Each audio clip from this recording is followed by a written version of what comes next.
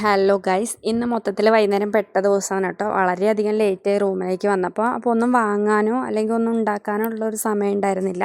അത് കാരണം തന്നെ ഞാൻ നൂഡിൽസിൻ്റെ 5 രൂപയുടെ പാക്കറ്റ്, നൂഡിൽസ് അല്ല യപ്പി, ഞാൻ അതിങ്ങനെ ഉണ്ടാക്കി കഴിക്കുന്ന ഒരാളൊന്നുമല്ല. എനിക്ക് വലിയ താല്പര്യമൊന്നുമില്ല അതിൻ്റെ കണ്ടിന്യൂസ് ആയിട്ട് അങ്ങനെ കഴിക്കാനൊന്നും ഇഷ്ടമൊന്നുമല്ല. വീട്ടിൽ പിള്ളേരൊക്കെ കഴിക്കും, പക്ഷേ ഇവിടെ വന്നിട്ട് ഞാൻ അങ്ങനെ കഴിക്കാറില്ല. ഒന്നാമത് മൈദയാണ്, രണ്ടാമത് ഇതത്ര ഹെൽത്തിയും അല്ല.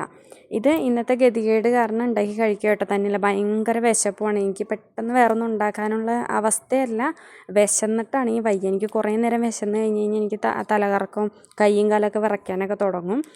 ഫെരട്ടൈൻ എന്ന് പറഞ്ഞിട്ടൊരു ഇതിൻ്റെ കുറവുണ്ട് എനിക്ക്. അതുകൊണ്ടാണ് കേട്ടോ. എനിക്കങ്ങനെ കുറേ നേരം നിൽക്കാൻ പറ്റത്തില്ല. അത് കാരണം ഫുഡ് ഒഴിച്ചിട്ടുള്ളൊരു പരിപാടി ഞാൻ ചെയ്യാറില്ല.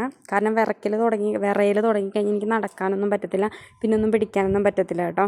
ആകെ ബുദ്ധിമുട്ടാവും. അതിൻ്റെ കൂടെ ഒരു കോഫിയും കൂടി ഇട്ട് സെറ്റായിട്ട് അത് രണ്ടും കൂടെ കഴിക്കാമെന്ന് വിചാരിച്ചു.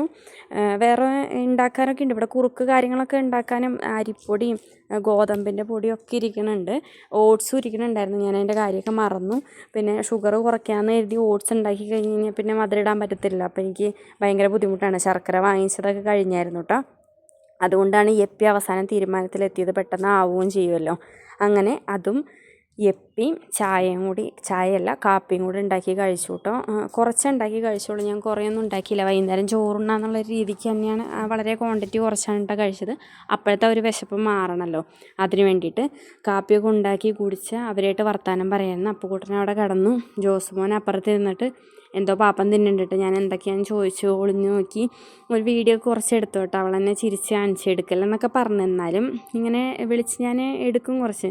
എന്താ തിന്നുന്നതെന്നുള്ളത് ഞാൻ മറന്നുപോയി. എന്തോ അവിടെ ഇരുന്ന് കഴിക്കുമായിരുന്നു കേട്ടോ. 4 മണിയായപ്പോൾ എല്ലാവർക്കും വിശന്നു. അവരും എൻ്റെ കൂടെ ഭയങ്കര ലേറ്റായിട്ടാണ് വന്നത്. ജോസും അപ്പുകുട്ടനും അപ്പുറത്തുണ്ട്. അപ്പോൾ ഇന്നത്തെ വിശേഷം ഇത്രയേ ഉള്ളൂ guys. Thank you so much.